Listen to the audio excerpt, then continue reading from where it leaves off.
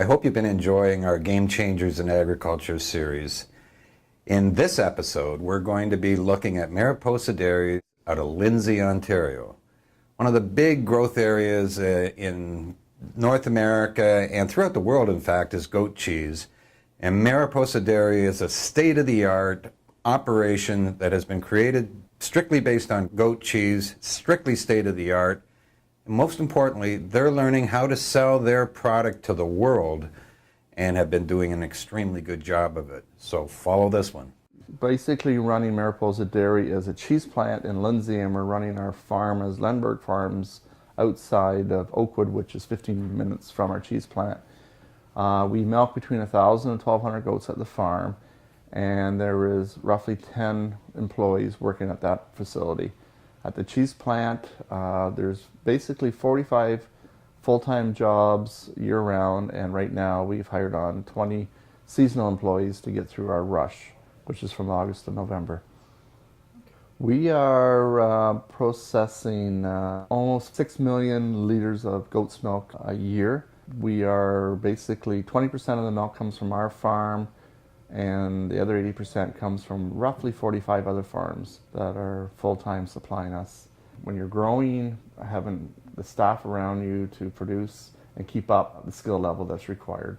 In the last 3-4 years, we've hired a lot of professional people that have graduated with degrees in food or electronics or robotics or engineering. We used to do all of this work by hand, and there's no way that you can package 20, 30,000 pieces of cheese by hand. So we've had to go to automation, and we're going to more automation. And so we're hiring people with the skill set to run that equipment. Half our sales go to the US, and American Thanksgiving is very big for us. And then we have the Christmas season also after the fact. About 96% of the cheeses that we make here are soft type Chev products. We do have an artisanal line that we make some hard artisanal goat's milk cheeses. So the steps of cheese making is, you basically have to have a dairy herd producing milk. A good dairy goat under good nutrition will give anywhere between 3 and 6 liters of milk a day.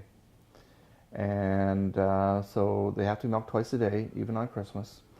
And as soon as the milk is harvested from the goat, it needs to get refrigerated ASAP in order to keep it very clean tasting. Twice a week we bring milk from our farm over to the cheese plant, and then we pasteurize the milk. We take it up to 164 degrees for 20 seconds, and then we drop it down to 70, 75 degrees and put it in a culture tank. The culture tank, we add bacteria, and we basically make yogurt. And it takes about 16 hours. And we're basically dropping the pH of cheese from 6.5 down to 4. So it's an acid set type of cheese. Once it's down to 4 and looks like yogurt, then we pump the cheese and put it in pillowcase bags. And the beauty of pillowcase bags is the cheese will stay in the bag, but the whey will go out through the bag. You put 100 pounds into a bag, and when you're all said and done, there's 15 pounds of cheese left, and the other 85 pounds of whey has gone through the bag. And then we take that cheese, we add salt to it, we standardize the moisture in it, and then basically that cheese gets portioned, it gets fruit added to it, whatever, and put it in a pack, and label it and ready for the market. I've been given the opportunity to travel to Asia and Israel and looking at what potential is there. So we have started moving some product to Asia, and we are working with some partnerships with companies in Israel to produce products that they make for the North American market. We're looking at partnerships just to make use of our facilities and help our community out. And we feel Asia is where Canada was 25 years ago. It has a huge potential, and if we don't get in the ground floors, someone else will. So that's why we're looking at it.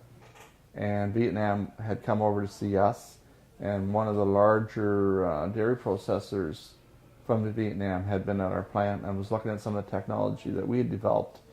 So to work with that relationship, it was agreed on that I should probably go over and see what he has and see how we could work together.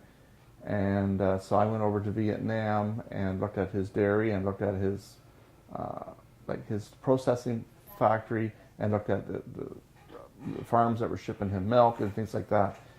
And I really had my eyes opened.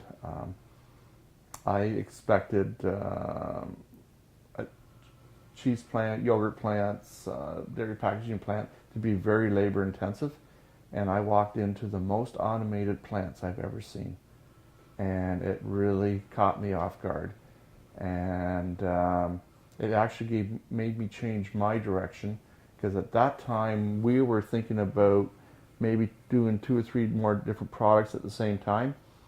And when I came back from Vietnam, I went to my plant manager and I said, we can't go 3 or 4 products.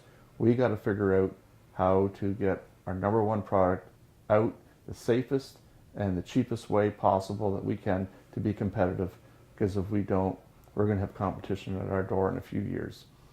And that was a real eye-opener for me.